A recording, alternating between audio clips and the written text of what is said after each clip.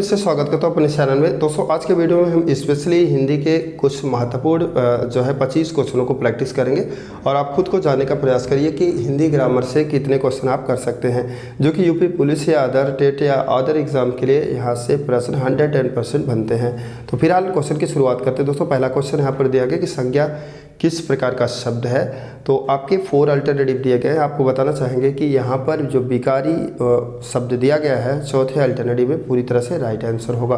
फिलहाल 2 नंबर प्रश्न की बात करेंगे। प्रश्न है कि वाक्यों में से कौन सा मिश्र वाक्य है। दोस्तों तो मिश्र वाक्य का मतलब है कि परिभाषा थोड़ा सा आप देख लेंगे तो इन चीज़ों को अच्छी तरह से स्पष्ट कर लेंगे। तो फिलहाल यहाँ पर हम अगर आपको राइट आंसर की बात बताएं तो दोस्तों यहाँ पर गा नंबर मतलब तीसरा अल्टरनेटिव आपका राइट आंसर होगा कि वह कौन सा मनुष्य है जिसने महाप्रतापी राजा भोज का नाम ना सुना हो। तो ये आपका पूरी तरह से राइट आंसर होगा।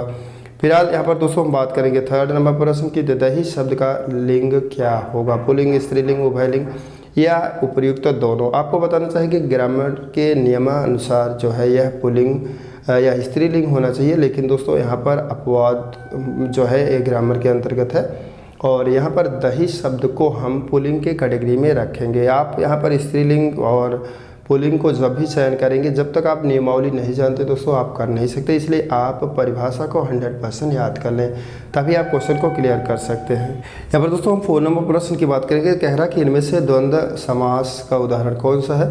तो द्वंद्व का मतलब होता है कि दोस्तों यहाँ पर योजक चिन्ह या अथवा या का प्रयोग किया जाता है या और का प्रयोग किया जाता है, ये साइन है। तो यहाँ पर 2nd अल्टरनेटिव आपका पूरी तरह से करेक्ट आंसर होगा।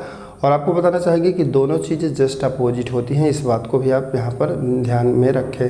तो 5 नंबर प्रश्न की बात करेंगे दोस्तों। तो माँ ने बच्चों को बुलाया, तो इसमें कारक कौन सा है। तो कारक और समास से सारी चीज़ें आपको कन्फर्म में करना होगा तभी आप इन क्वेश्चनों को सॉल्व कर सकते हैं। तो फिलहाल दोस्तों कर्म कारक होगा जो कि यहाँ पर को का प्रयोग किया गया है। तो फिलहाल 5 नंबर क्वेश्चन के बाद 6 नंबर प्रश्न की बात करेंगे। शुद्ध वाक्य चयन करिए। तो कोई भी एग्जाम देंगे ऐसे प्रश्न 110% बनने वाले हैं दोस्तों। तो यहाँ पर शुद्ध वाक्य की बात करेंगे दोस्तों तो गीता अच्छा पुस्तक के ऐसे तमाम शब्द दिए गए हैं। गीता अच्छा पुस्तक है या वो गीता अच्छी पुस्तक है। एक्चुअली यहाँ पर जो 3rd अल्टरनेटिव दिया गया है गीता अच्छी पुस्तक है, ये आपका पूरी तरह से राइट आंसर होगा, मतलब कि 3rd अल्टरनेटिव। 7 नंबर प्रश्न की बात करेंगे। प्रश्न की कौन सा आर्य भाषा समूह में नहीं पाया जाता है। आपको यहाँ पर ये चयन करना है। चीनी दिया, संस्कृत और फारसी दिया है, लैटिन जो दिया गया दोस्तों ये नहीं आता, आपका लैटिन ही पूरी तरह से राइट आंसर होगा। फिलहाल नेक्स्ट क्वेश्चन की बात करेंगे दोस्तों। तो यहाँ पर दिया है कि व्याकरणिक रूप से शुद्ध वाक्य चयन करिए। तो शुद्ध वाक्य चयन करने का मतलब है कि यहाँ पर जो है 2nd अल्टरनेटिव उनका एक पुत्र है, ये आपका पूरी तरह से राइट आंसर होगा, बाकी गलत होगा। आप यहाँ पर पढ़ के चयन कर सकते हैं। 9 नंबर प्रश्न की बात करेंगे। जो मांस खाता है उसके लिए एक उपयुक्त आपको जो है शब्द बताना है। तो यहाँ पर आपका जो राइट आंसर होगा दोस्तों C अल्टरनेटिव पूरी तरह से राइट आंसर होगा। नेक्स्ट क्वेश्चन की बात करेंगे। 10 नंबर प्रश्न है कि अर्थ के आधार पर संज्ञा के कितने प्रकार होते हैं। तो यहाँ पर आपको बताना चाहिए कि 5 प्रकार का आपका ये राइट आंसर होगा। फिलहाल 11 नंबर प्रश्न की बात करेंगे। तो अपादान तत्पुरुष समास का जो है यहाँ पर सही शब्द चुनिए जो कि आपका उसके कैटेगरी में आता है दोस्तों। तो यहाँ पर रोगग्रस्त का मतलब होता है रोग उसके साथ जुड़ा हुआ है, ये तो एक्चुअली होगा नहीं। आप यहाँ पर रोग मुक्त जो होगा, क्योंकि अपादान का मतलब होता है कि 2 पार्ट पूरी तरह से अलग होना ही जो है अपादान के कैटेगरी में आता है। तो आपका चौथा पूरी तरह से राइट आंसर होगा। फिलहाल हम 12 नंबर प्रश्न की बात करेंगे दोस्तों। तो जिस वाक्य में एक कर्ता और एक क्रिया हो उसे क्या कहते हैं, आपको यहाँ पर ये बताना है। तो 12 नंबर प्रश्न की बात करेंगे तो उसे सरल वाक्य बोला जाता है, पूरी तरह से राइट आंसर होगा। फिलहाल अगले क्वेश्चन की बात करेंगे। 13 नंबर प्रश्न है कि उर्दू का उपसर्ग क्या होगा दोस्तों। तो उर्दू का उपसर्ग की बात करेंगे तो यहाँ पर बे आपका पूरी तरह से राइट आंसर होगा, बाकी अल्टरनेटिव आपके मैच नहीं करेंगे। तो 14 नंबर प्रश्न की बात करेंगे।